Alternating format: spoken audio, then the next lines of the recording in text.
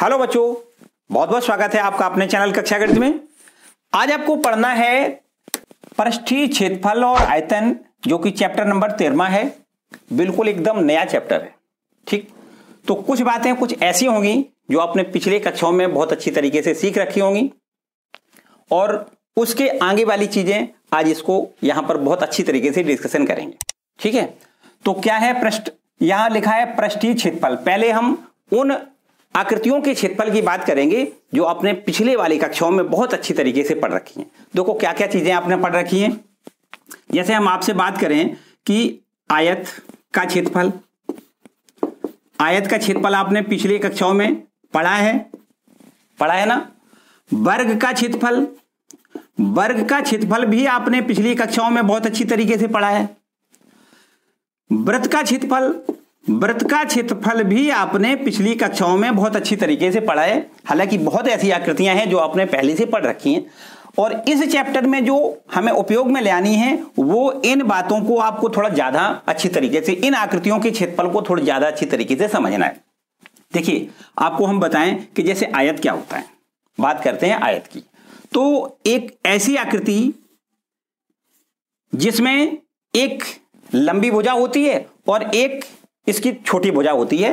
तो ये लंबी वाली भुजा को हम लंबाई कह सकते हैं और ये छोटी वाली भुजा इसको हम चौड़ाई कह सकते हैं। तो ये जो बोर्ड पे आकृति आपको बनी दिखाई दे रही है, ये आकृति आपकी एक आयत की आकृति है। इसकी क्या विशेषता है? इसकी विशेषता है कि ये वाली भुजा जो सामने वाली भुजा है इसके बराबर होती, और ये सामने वाली भुजा और ये दोनों भुजाएं आपस में आमने सामने की दोनों भुजाएं बराबर होती हैं, जबकि प्रत्येक कोण आपका 90 डिग्री का होता है।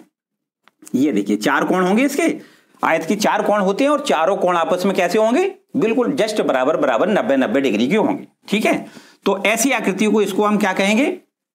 आयत कहेंगे। ठीक है, हम पहले डिफरेंट देखो, आयत ये है और इसके बाद हम वर्ग की बात करेंगे, फिर क्षेत्रफल की बात करेंगे। वर्ग क्या है देखो, ध्यान से समझना है आपको। वर्ग की आकृति और आयत की आकृति में देखो क्या अंतर दिखाई दे रहा है।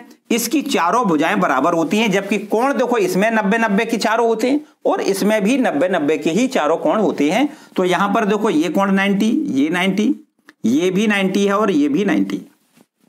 ये भुजा बराबर, ये और ये और ये चारों भुजाएं आपस में बराबर होती हैं, जबकि आयत की आमने सामने की ये दोनों भुजाएं बराबर होती हैं और ये दोनों आमने सामने की ये भी दोनों आपस में बराबर होती हैं। ठीक, इसमें चारों भुजाएं बराबर होती हैं। देखो समझो बात, वास्तव में इसका क्षेत्रफल और इसके क्षेत्रफल में बहुत ज्यादा अंतर नहीं है। देखो क्या, समझो बात। जैसे हम ये करें कि ये आपका आयत है और इसका क्षेत्रफल हमें ज्ञात करना है, तो आयत का क्षेत्रफल कैसे ज्ञात करेंगे? जैसे मान लें कि तो ये जो पृष्ठ दिख रहा है, इस पृष्ठ पर मान लो थोड़ी देर के लिए हमें कलर करना है।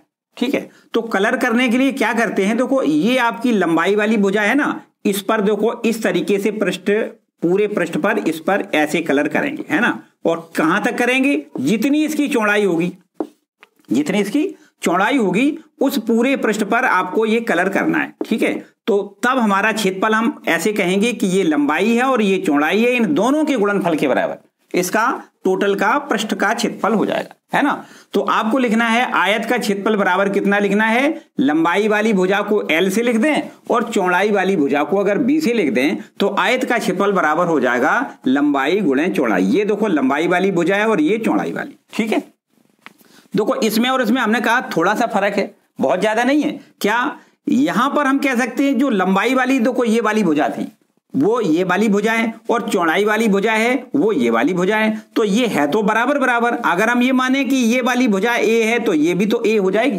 क्योंकि हमने बताया कि बराबर है सारी भुजाएं। तो यहां पर इसका पृष्ठ का क्षेत्रफल, अगर इसके पृष्ठ की बात करें मानी क्षेत्रफल की बात करें, तब हम इसको कह सकते हैं A गुणे A, और A गुणे A बराबर क्या हो जाएगा? A square. तो जैसे हमने लंबाई गुणे चौड़ाई किया, वैसे यहां भी लंबाई गुणे चौड़ाई किया, क्योंकि ये लंबाई है, ये चौड़ाई है। चूंकि लंबाई चौड़ाई है बराबर, इसलिए A गुणे A बराबर क्या करेंगे? हम A स्क्वायर कहेंगे। अब ये देखो एक तीसरी बात जो हमने बताई वृत्त वाली, ये थोड़ी अलग सी बात है, उसको देखो समझो क्या है। अगर हम यहां पर देखो वृत्त की बात करें, यहां पर वृत्त क्या होता है शायद आपको पता ही होगा, मेरे ख्याल से काफी बार आपने पढ़ा होगा कि वृत्त क्या होता है। वृत्त का मतलब क्या है? जैसे हम ये कहें कि किसी भी पृष्ठ पर अनंत बिंदुओं को आपस में मिला दें। ये देखो ये बिंदु दिख रहा है, ये इन अनंत बिंदुओं को आपस में मिला दें इस तरीके से, ऐसे मिला दें, ऐसे मिला दें। देखो तो ये जो अनंत बिंदुओं को आपस में मिलाने से जो आकृति बन रही है, ये आकृति देखो ध्यान दें, ये आकृति कैसे बनी, ये एक बीच में कोई एक स्थिर पॉइंट है, इसका स्थिर बिंदु है। इस स्थिर बिंदु को स्थिर रखना है और ये इन बिंदुओं से, इस स्थिर बिंदु से इन बिंदुओं की दूरियां सदैव समान रहनी चाहिए। जैसे ये बिंदु है, ये स्थिर बिंदु है, तो इससे इसकी दूरी, या ये कहें कि यहां पर बिंदु है, इस बिंदु से इस स्थिर बिंदु की दूरी, ये बिंदु की स्थिर बिंदु से दूरियां सदैव कैसी रहनी चाहिए, समान। ये देखो दूरियां सदैव समान रहनी चाहिए।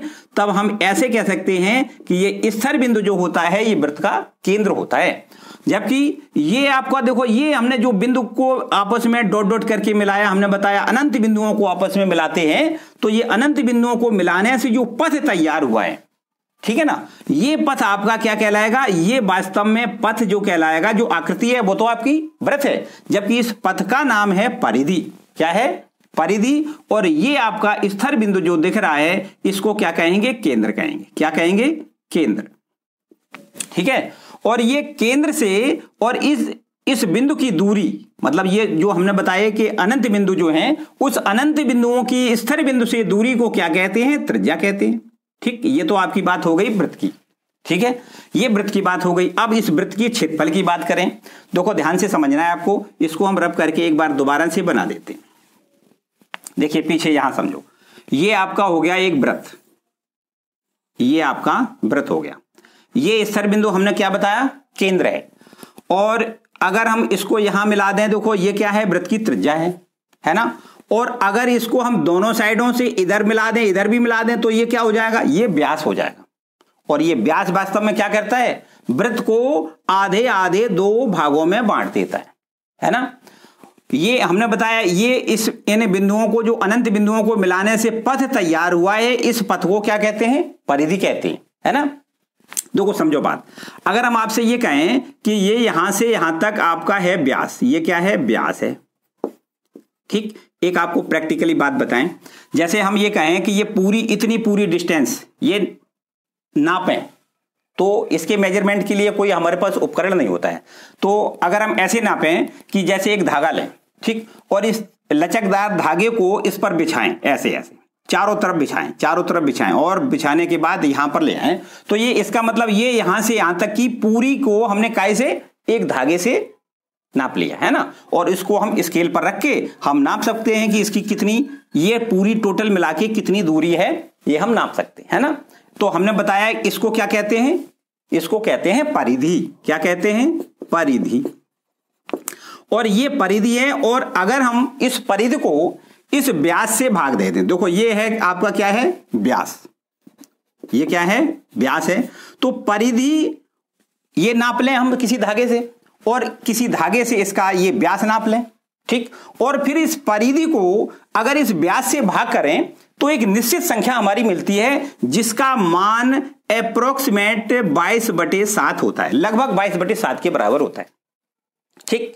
और इस 22/7 चूंकि इसके ज्योमेट्रिक यूज के लिए हमने ये माना है कि जो 22/7 राशि है वो किसी ग्रीक अक्षर, जैसे ग्रीक में कोई अल्फाबेट, अपने यहां अल्फाबेट होता है ABCD ऐसे होता ना, वहां पर ग्रीक भाषा में अल्फाबेट होता है, उसका एक अल्फाबेट है, अल्फाबेट का एक अक्षर है कोई, इसको हम लिख लेते हैं पाई।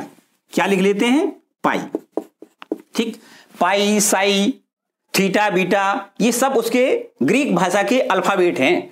तो ये अल्फाबेट हमने उसी में से ले लिया, ग्रीक भाषा के अल्फाबेट से एक अल्फाबेट ले लिया हमने, पाई।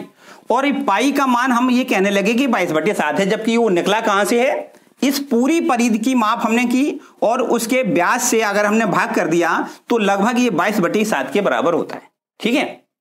देखो एक बात हमने शब्द जोड़ा है, लगभग, एग्जैक्ट नहीं, 22/7 बिल्कुल एग्जैक्ट नहीं, लगभग 22/7 के बराबर होता है। और इस 22/7 को हमने क्या नाम दे दिया, पाई। तो हम जब कभी पृष्ठीय क्षेत्रफल या आयतन संबंधी कुछ सवाल जब हल करते हैं तो वहां पर जब भी कभी 22/7 की जरूरत होती है तो वहां पर हम पाई का उपयोग करते हैं, ठीक है। तो ये तो वृत्त संबंधी बात हो गई। अब हम वृत्त के क्षेत्रफल की बात आपसे करना चाह रहे हैं, वृत्त का क्षेत्रफल। तो वृत्त का क्षेत्रफल हम प्रूफ नहीं करवाएंगे, सीधा लिखते हैं कि वृत्त का क्षेत्रफल बराबर होता है पाई आर स्क्वायर। क्या होता है? वृत्त का क्षेत्रफल बराबर होता है पाई आर स्क्वायर, जबकि पाई तो देखो हमने आपको बता दिया क्या होता है, और आर मानी क्या है? इसका रेडियस है, मानी त्रिज्या है। वृत्त की त्रिज्या क्या है? आर है। तो वृत्त का क्षेत्रफल होता है पाई आर स्क्वायर। ठीक है, इतना क्लियर हो गया। और कहीं जरूरत पड़े तो परिधि की बात करें तो परिधि बराबर देखो यहीं से प्रूव हो जाएगा। यहां से देखो परिधि बराबर क्या हो जाएगा, यहां से अगर हम परिधि वृत्त की परिधि की बात करें तो परिधि बराबर हो जाएगा, देखो यहां से ये व्यास है ना, व्यास का इस गुणा कर दें तो ये हो जाएगा पाई गुणे व्यास, पाई गुणे व्यास। पाई तो पाई है और व्यास तो आप जानते हो क्या होता है? व्यास हमने बताया त्रिज्या का दूना। देखो ये त्रिज्या है और ये त्रिज्या है, तो त्रिज्या का 2 गुना तो व्यास है। तो यहां व्यास की जगह पे अगर हम त्रिज्या का दूना अर्थात 2r लिख दें तो 2r में पाई का जब मल्टीपल करेंगे तो 2 पाई r में होगा। ये आपका क्या है? परिधि। वृत्त का परिधि बराबर क्या होगा? 2 पाई r। ठीक है, समझ में आ रहा? और वृत्त का क्षेत्रफल बराबर हमने आपको पहले ही बता दिया क्या होता है? पाई आर स्क्वायर। तो ये आपकी बेसिक चीजें जो आपने छोटी कक्षाओं में अच्छी तरीके से पहले से पढ़ी, लेकिन हमने आपको रिकॉल दोबारा इसलिए करवा दिया कि आज हम इनका यहां पर उपयोग करने वाले हैं। ठीक है, तो ये तो बेसिक चीजें हो गई, इसको रब कर देते हैं। और आज की जो बात है वास्तव में वो क्या है उस पर थोड़ी आप चर्चा करेंगे। ठीक है, तो देखिए आज की क्या बात है। जैसे आज हम बात करेंगे घन, हालांकि ये भी आपने कक्षा 9 में बखूबी अच्छी तरीके से पढ़ा है। ठीक है, बेसिक चीजें कक्षा 9 में आपको पढ़ाई गई होंगी कि घन क्या होता है, घनाभ क्या होता है, बेलन क्या होता है, शंकु क्या होता है, गोला क्या होता है। ये सारी बातें आपने कक्षा 9 में बखूबी पढ़ी। अच्छा, एक शब्द केवल एक यहां पर नया आएगा, छिन्नक। शंकु छिन्नक मतलब कुछ आकृतियां ऐसी हैं, छिन्नक का मतलब होता है कटा हुआ भाग। ठीक है ना, जैसे हम शंकु को काट दें तो शंकु छिन्नक कहलाएगा, अगर हम बेलन को काट दें तो ये बेलन का छिन्नक भाग बन जाएगा। ठीक है ना, मोस्टली हम शंकु छिन्नक की बात करेंगे, यहां पर प्रश्न जो दिए जाएंगे वो शंकु छिन्नक से संबंधित ज्यादा प्रश्न होंगे। ठीक है, तो छिन्नक की बाद में बात करेंगे, हम पहले बात करेंगे घन की बात करेंगे, घनाभ की बात करेंगे। तो अच्छा, अब घनाभ की बात समझो। घन घनाभ में थोड़ा सा डिफरेंस है। आपने माचिस की डिब्बी देखी है, देखिए ना, उस माचिस की डिब्बी, या हम ऐसे कहें कि हमारे पास ये जो इंक होता है, इंक वाला एक ये डिब्बा होता है। ठीक है ना, ये दिख रहा है डिब्बा, तो इसमें क्या है, ये माचिस जैसी आकृति है, इसमें ये लंबाई वाली भुजा है, ये चौड़ाई वाली भुजा है ना। यहां पर आप इस आकृतियों को देखें ध्यान से तो इसमें आपको घन और घनाभ की दोनों बातें समझ में आ जाएंगी। ठीक, ये वास्तव में जो आकृति आपकी दिख रही है ये घनाभ की आकृति है, घन नहीं है। तो घन क्या होता है? घन एक ऐसी आकृति होती है जिसकी लंबाई वाली भुजा और चौड़ाई वाली भुजा और ऊंचाई वाली भुजा, अगर तीनों भुजाएं बराबर बराबर हो जाएं तो इसको हम क्या कहेंगे? घन कहेंगे। और यदि इन तीनों में से कोई एक भुजा डिफर है तो इसको हम क्या कहेंगे? घनाभ कहेंगे। जैसे हम ये कहें कि ये घनाभ क्यों है, क्योंकि ये देखो लंबाई वाली भुजा है और ये चौड़ाई वाली भुजा है और ये ऊंचाई वाली भुजा है, तो ये तीनों अलग दिख रही हैं। इसका मतलब निश्चित रूप से ये क्या है? ये आपका घनाभ है। और घन की आकृति की बात हमने करी तो घन का मतलब है एक ऐसी आकृति जिसकी लंबाई वाली भुजा, चौड़ाई वाली भुजा और ऊंचाई वाली भुजा तीनों बराबर बराबर होती हैं, बाकी और कोई अंतर नहीं है। जो घन है वही घनाभ है। ठीक, अब थोड़ी सी इसकी विशेषता बताएं आपको। देखिए यहां पर अगर हम पृष्ठों की बात करें, देखो एक पृष्ठ आपका ये है घन का। अगर हम घन या घनाभ किसी, हमने बताया दोनों बातें एक ही हैं, बस केवल फर्क है उनकी लंबाई और चौड़ाई और ऊंचाई का। तो यहां पर जैसे हम ये करें कि देखो इसमें एक पृष्ठ ये है, ये क्या है? एक पृष्ठ, और इसी पृष्ठ के बराबर ये देखिए इधर वाला पृष्ठ है, ये वाला। ठीक है ना, तो ये 2 पृष्ठ हो गए इसके, जबकि ये दोनों पृष्ठ बिल्कुल जस्ट बराबर बराबर है। ठीक, इसके बाद हम बात करते हैं इस पृष्ठ की। देखो एक ये पृष्ठ है और जस्ट इसके दूसरी साइड में एक ये पृष्ठ है, ये भी दोनों पृष्ठ आपस में कैसे हैं? बराबर। ये पृष्ठ और ये पृष्ठ आपस में कैसे हैं? बराबर। और बिल्कुल ठीक इसी प्रकार से एक ये पृष्ठ है और इसी के साथ में एक इधर वाला ये पृष्ठ है, ये भी पृष्ठ आपस में जस्ट बराबर बराबर हैं। तो हम कह सकते हैं कि इसके कितने पृष्ठ हैं? 6 पृष्ठ हैं।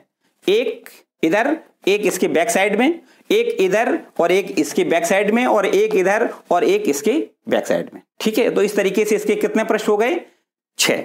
हम कह सकते हैं कि घन और घनाभ के दोनों के 6 पृष्ठ होते हैं। ठीक, एक बात, घनाभ के जो पृष्ठ होते हैं उन पृष्ठों में हमने बताया कि 2 आमने सामने के पृष्ठ बराबर, जैसे ये पृष्ठ और ये पृष्ठ आपस में बराबर, ये पृष्ठ बराबर और ये वाला इसके बराबर।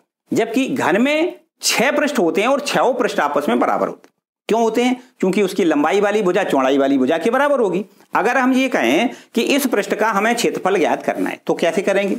तो चूंकि ये देखने में आपको बिल्कुल एक आयत लग रहा है, देखो ये लंबाई वाली भुजा, ये चौड़ाई वाली भुजा, तो आयत, ये जैसे हमने अभी आपको आयत की बात बताई थी ना, तो ये आयत वाली जो बात है वो बिल्कुल जस्ट यहां पर लग रही है कि ये आपका एक आयत है और इसका आपको अगर क्षेत्रफल ज्ञात करना है तो ये लंबाई गुणे चौड़ाई, यही तो करेंगे।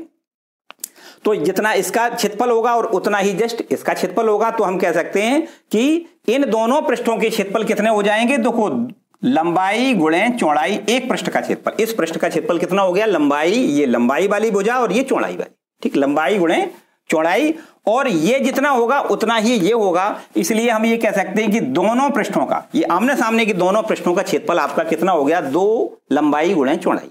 ठीक है, बात आ रही समझ में?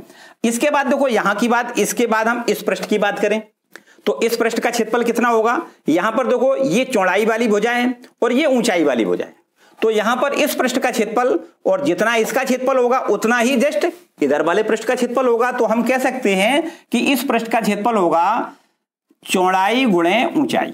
ठीक, और यहां भी 2 का मल्टीपल कर दें तो ये इन दोनों पृष्ठों का क्षेत्रफल हो जाएगा। और बिल्कुल ठीक इसी प्रकार इस पृष्ठ का क्षेत्रफल और ये इस पृष्ठ का क्षेत्रफल बराबर होगा।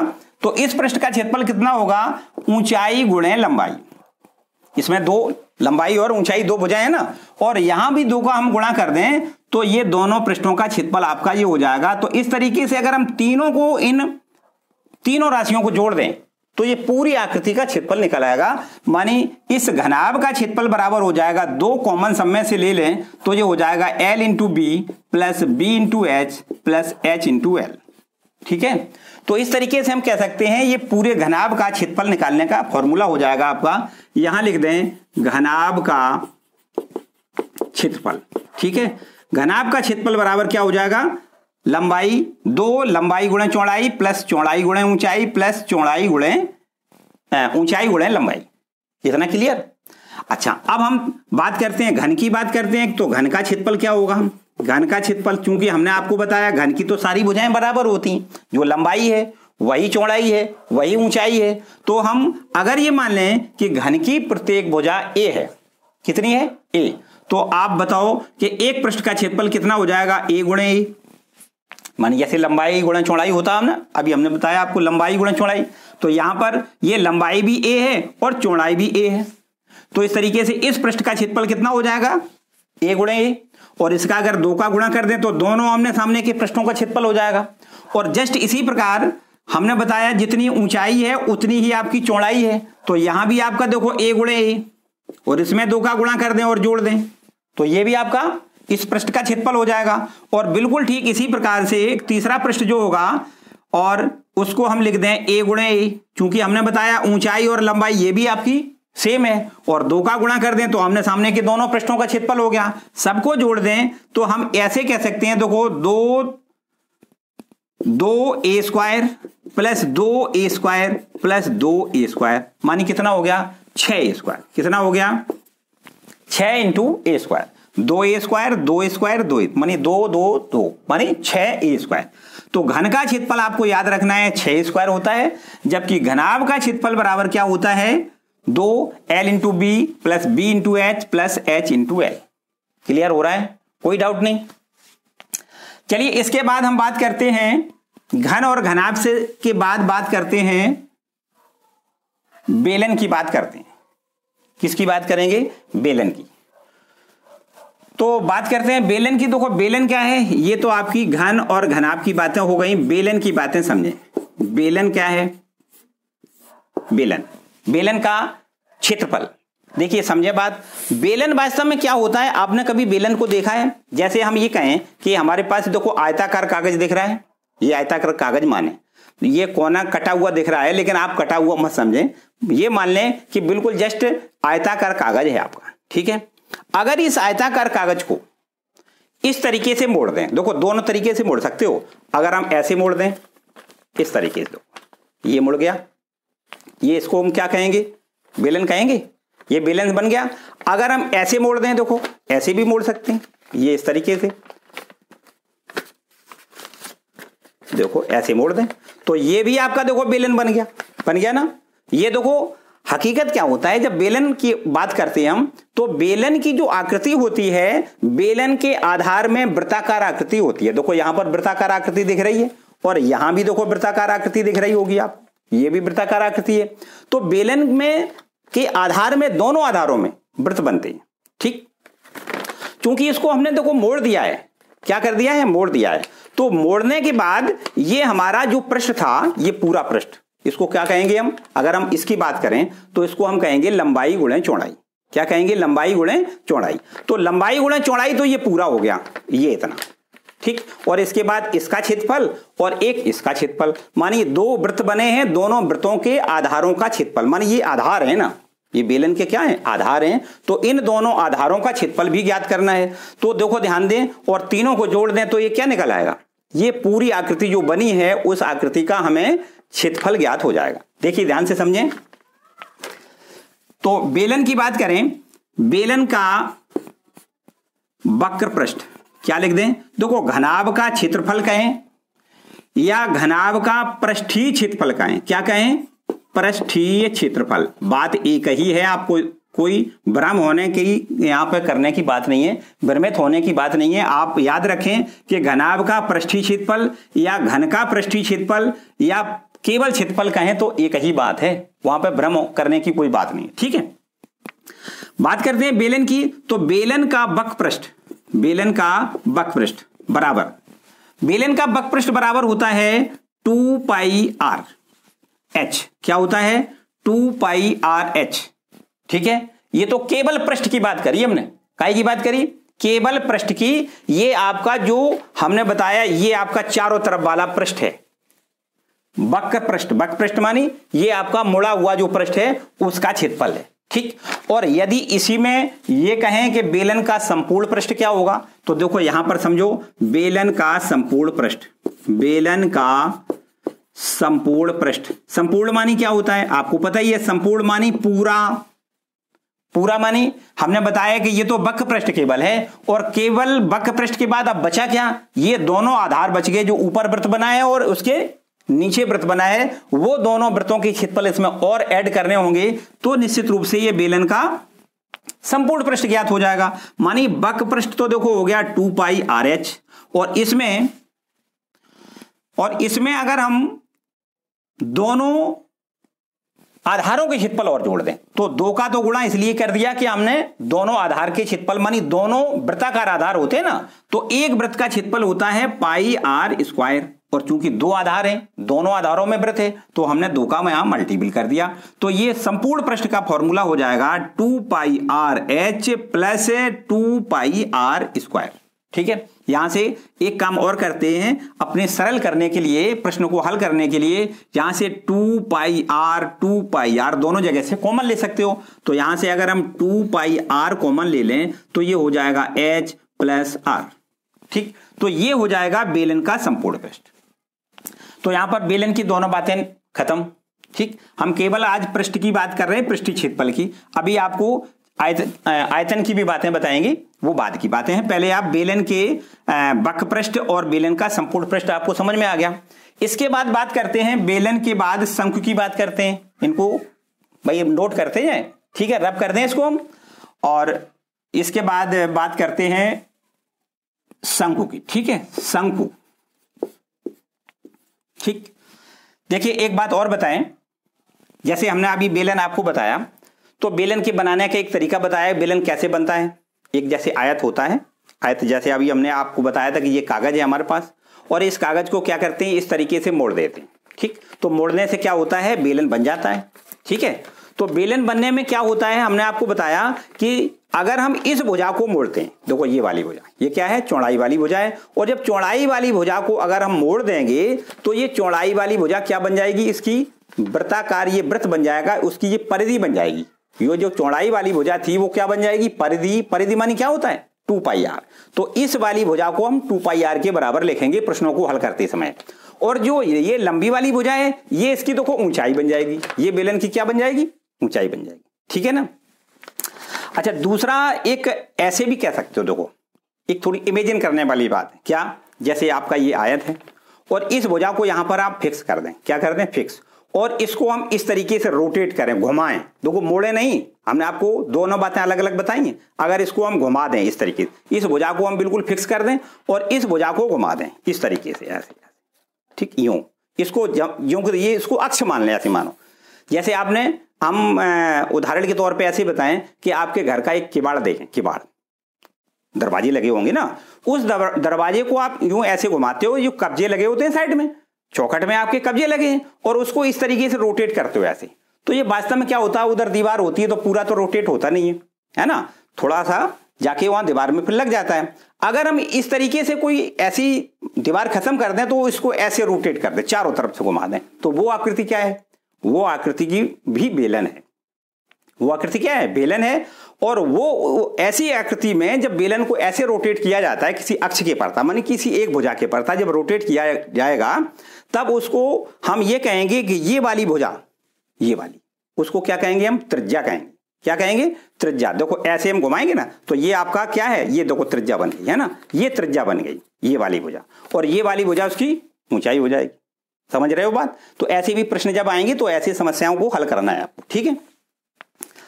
अच्छा अब हम बात करते हैं शंकु की। तो शंकु देखो क्या है, शंकु को इसको हम रब कर देते हैं, है ना, इसको रब कर दें। अब बात करते हैं शंकु की। देखो शंकु क्या है, शंकु की बात करें तो शंकु में हम ऐसे कह दो, इसको बनाएंगे कैसे, अगर हम बात करें एक समकोणीय त्रिभुज की, क्या है ये, समकोणीय त्रिभुज, ये क्या है, देखो ध्यान दें, ये है आपका समकोणीय त्रिभुज, ठीक है। अभी हमने जो आपको आकृति बनाई बेलन वाली, वो आपको पेपर को घुमा के बताई थी। अगर हम यहां पर बोर्ड पे बनाएं तो कैसे बनाएंगे, देखो ऐसे समझो बात, ये आपका कोई एक आयताकार कागज है, ये इस तरीके से, ठीक है, ये आयताकार कागज है, और अगर इस आयताकार कागज को इस लंबाई वाली भुजा की परता, मानी इस भुजा को फिक्स कर दें, है ना, और ऐसे घुमा दें तो जो आकृति बनके तैयार होगी वो कोई आकृति इस प्रकार की बनेगी। देखो समझो बात, कैसी बनेगी, इस तरीके से, ये देखो, है ना, ये आकृति बनके तैयार हो जाएगी। और ये वाली भुजा हमने बताया था क्या कहलाएगी, उसकी त्रिज्या कहलाएगी। ये वाली भुजा क्या कहलाएगी, त्रिज्या कहलाएगी। और ये वाली भुजा क्या कहलाएगी, उसकी ऊंचाई कहलाएगी। बात आई समझ में। अब हम यहां बात करते हैं काय की, ये आपका एक समकोणीय त्रिभुज है। तो इस समकोणीय त्रिभुज में देखो हम ये निश्चित रूप से जानते हैं कि समकोणीय त्रिभुज में जो 90 अंश का कोण होता है उसके सामने वाली भुजा को क्या कहते हैं, कर्ण कहते हैं, ठीक है ना। और एक भुजा इसकी आधार है और एक भुजा इसकी लंब है। अब हम ये नहीं कहेंगे कि ये लंब है या ये लंब है, इसमें से एक लंब है और एक आधार है ना। तो इस समकोण बनाने वाली भुजाएं हैं, कुल मिला के ये भुजाएं क्या हैं, समकोण बनाने वाली भुजाएं। इन समकोण बनाने वाली भुजाओं में से किसी एक भुजा की परता इसको घुमा दें, जैसे हम इस भुजा की परता घुमाएं तो ऐसे देखो इसको रोटेट कर दें, है ना। तो ऐसे जब रोटेट करोगे तो इस तरीके से आपका ये आकृति देखो बनके तैयार हो जाएगी, ये देखो, है ना। इस लंबाई वाली भुजा इसको हम फिक्स कर दें और ऐसे अगर हम रोटेट करेंगे तो ये वाली भुजा इसकी ऊंचाई कहलाएगी और ये इसकी क्या कहलाएगी, त्रिज्या कहलाएगी, ठीक है। ये भुजा इसकी त्रिज्या है और ये भुजा इसकी ऊंचाई है। ये आकृति जो बनके तैयार हुई है इसको क्या कहेंगे, हम शंकु कहेंगे, है ना। अब बात करते हैं, देखो एक बात समझो, जो शंकु बनता है उस शंकु की आकृति कुछ इस प्रकार होती है, जैसे मदारी की टोपी, या ये कहें कि जो बच्चे बर्थडे मनाते हैं उन पर जो सर पे टोपी रखते हैं ना, वो भी आपकी शंक्वाकार टोपी होती है, ठीक है। या हम ऐसे कह सकते हैं कि चुरमुरे वाली पुड़िया, हम ऐसे आपको एग्जाम्पल के तौर पर बताएं, जैसे जो आपने भेलपुरी खाई है ना, कभी देखा होगा, तो इस तरीके से पुड़िया बना के वो दे देते हैं ना। तो इस तरीके यहाँ नोकदार होती है और यहाँ पर ये क्या होता है, शंक्वाकार आकृति बनी होती है, मानी यहाँ पर आपके आधार में वृत्त होता है ना। तो जो आपका कह सकते हैं कि ये शंकु है, उसके आधार में क्या है, ये वृत्ताकार आकृति होती है, ठीक है। और ये इसकी ऊंचाई कहलाएगी, मानी ऊर्ध्वाधर ऊंचाई। देखो यहां पर दो ऊंचाइयां होती हैं, कौन कौन सी ऊंचाई, एक ऊर्ध्वाधर ऊंचाई और ये आपका जो दिख रही है ये तिर्यक ऊंचाई कहलाती है, इसको हम एल से डिनोट करेंगे, ठीक है, ये तिर्यक ऊंचाई हो जाएगी।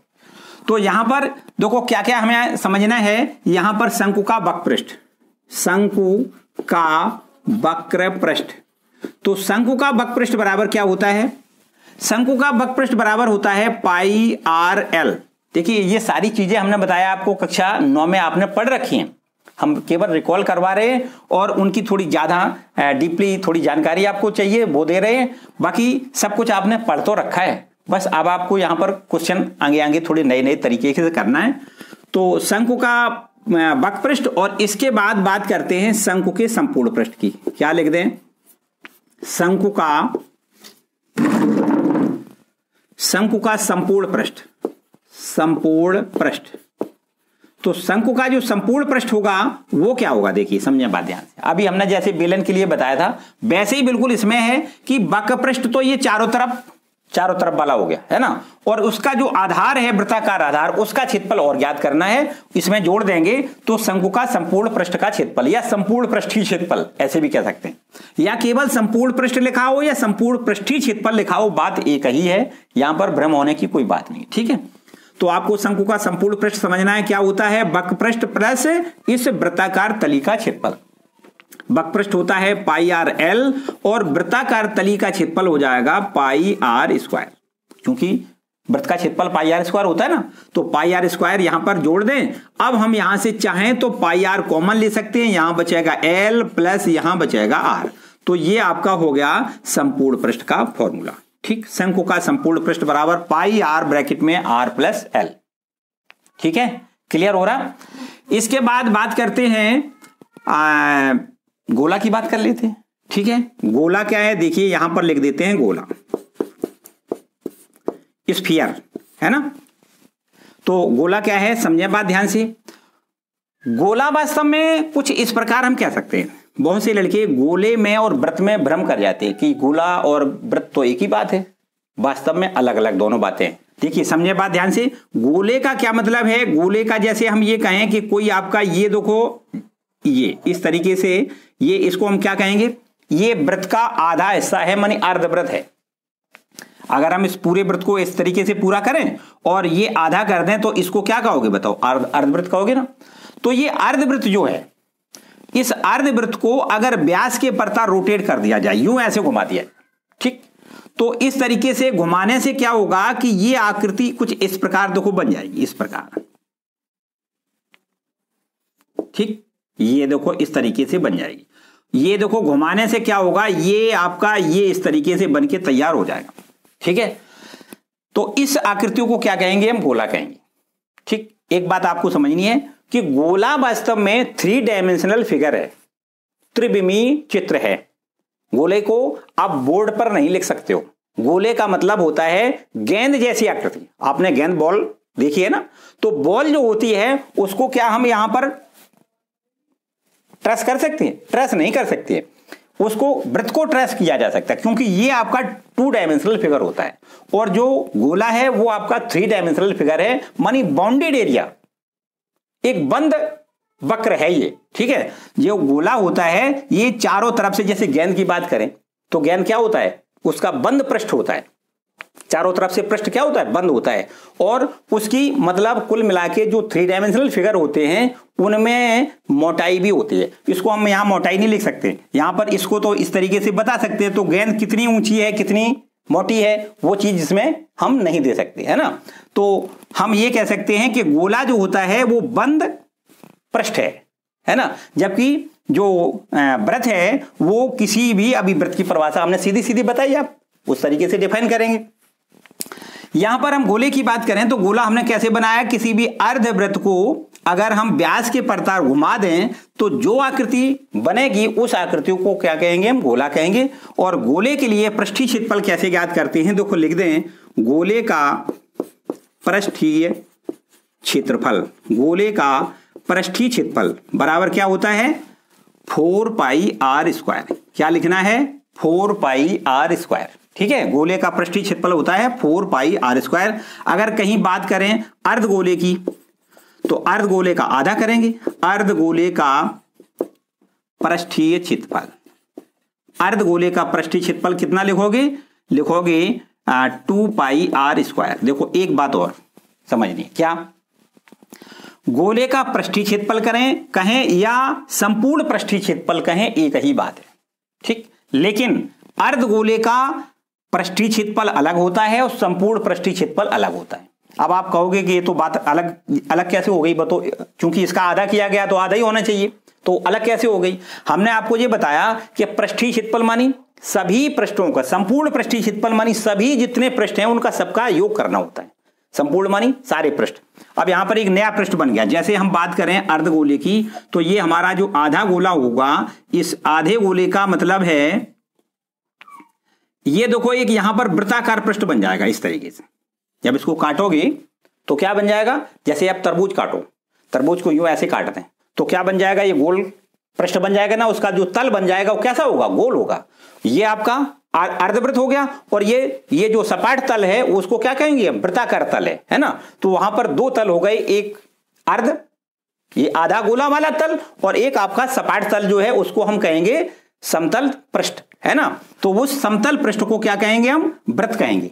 और ये आपका आधा गोला वाला पृष्ठ है। तो यहां पर हम दो पृष्ठों की बात करेंगे। इस आधे गोले का पृष्ठ तो देखो ये लिखा है, और इस वृत्त का पृष्ठ क्या होगा? πr²। तो यहां पर हमें πr² और जोड़ देना है, तब हम कहेंगे अर्धगोले का संपूर्ण पृष्ठीय क्षेत्रफल। क्या लिखोगे? संपूर्ण पृष्ठीय क्षेत्रफल। अर्धगोले का संपूर्ण पृष्ठीय क्षेत्रफल क्या लिखोगे? देखो 2πr² तो आधे गोले का वक्र पृष्ठ होगा, और एक जो समतल पृष्ठ है, जो गोली पृष्ठ है, उसका आपको क्षेत्रफल और जोड़ देना है, मानी πr² और जोड़ देना है, तो आपको लिखना है 3πr²। तो याद रखना है अर्धगोले का संपूर्ण पृष्ठीय क्षेत्रफल कितना होता है? 3πr²। क्लियर? तो अब हम बात करेंगे आयतन की। आयतन में क्या है कि जो 3 डायमेंशनल फिगर हैं, मानी त्रिविमीय जो फिगर हैं, उनके हमें आयतन ज्ञात करने होते हैं। जो द्विविमीय चित्र होते हैं उनका हमें आयतन से कोई लेना देना नहीं होता है। जैसे अभी हमने बताया कि जो आयत होता है, वर्ग होता है, जो वृत्त होते हैं, तो ये सब क्या है? 2D फिगर है ना, तो इनके हमें केवल क्षेत्रफल ज्ञात करने होते हैं, ठीक है। और आयतन से संबंधित जो प्रश्न हैं वो आपके 3D जो फिगर होंगे उनके हमें आयतन ज्ञात करने होंगे। जैसे हम ये कहें कि किसी भी टब है, कोई आयताकार टब है, तो उसको हम क्या कहेंगे? घनाभ। या ये जो कोई वर्गाकार टब है उसको क्या कहेंगे हम? घन। तो उसमें कितना द्रव आया, कितना पानी आया, तो उसका हमें आयतन ज्ञात करना होता है।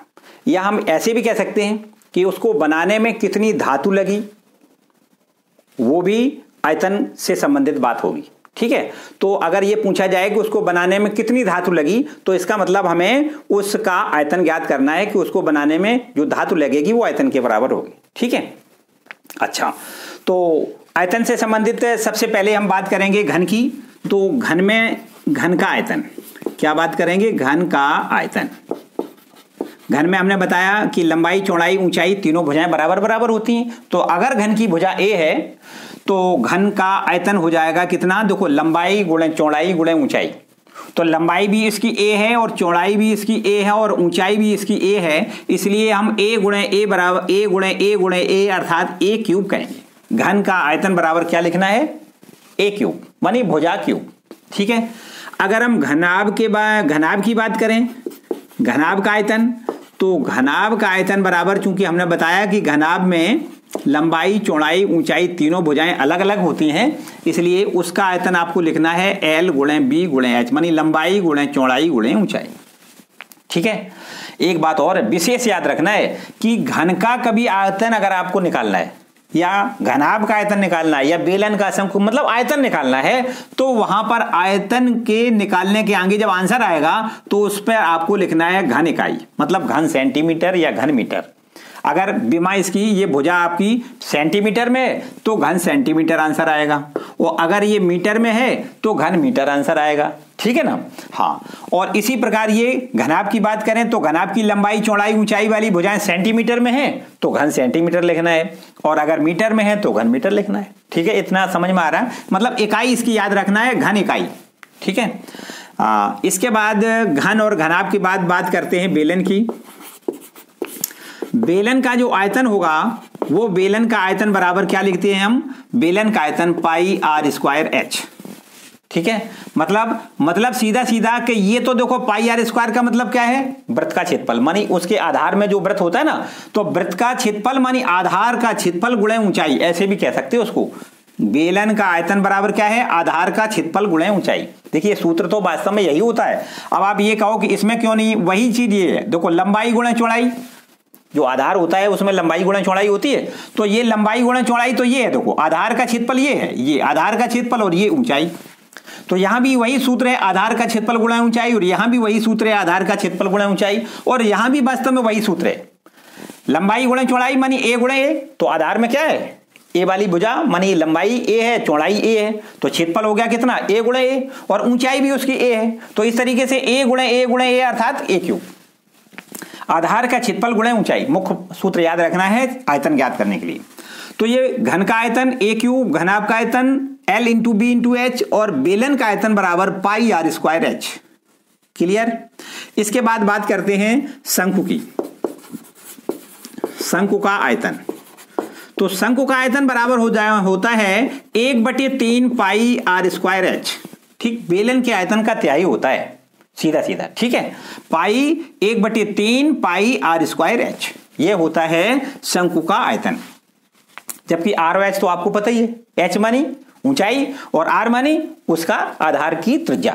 ठीक है, इसके बाद बात करते हैं शंकु के बाद गोले की बात कर लेते हैं। गोले का आयतन, तो गोले का आयतन बराबर क्या होगा, गोले का आयतन बराबर सूत्र होता है 4/3 पाई आर क्यूब।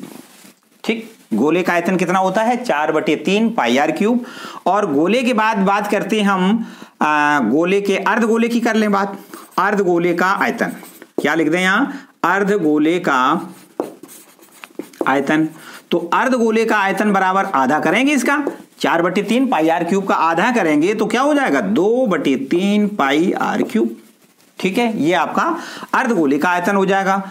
अगर बात करें हम गोली कोष का आयतन, यहां लिख दें गोलीय कोष का आयतन, गोली कोष का आयतन, तो गोली कोष का आयतन बराबर लिखेंगे कितना, 4/3 पाई R1 का क्यूब माइनस R2 का क्यूब।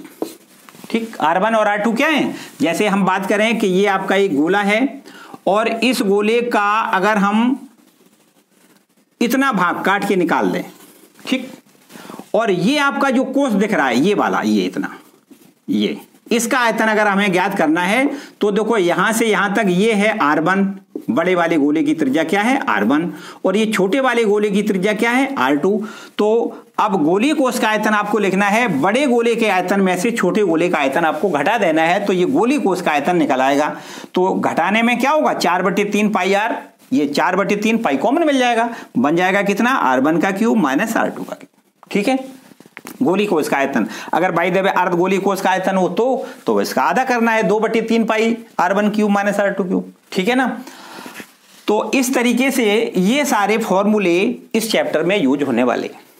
कंप्लीट, मेरे ख्याल से बहुत ज़्यादा आप शायद कुछ नहीं रह गया होगा।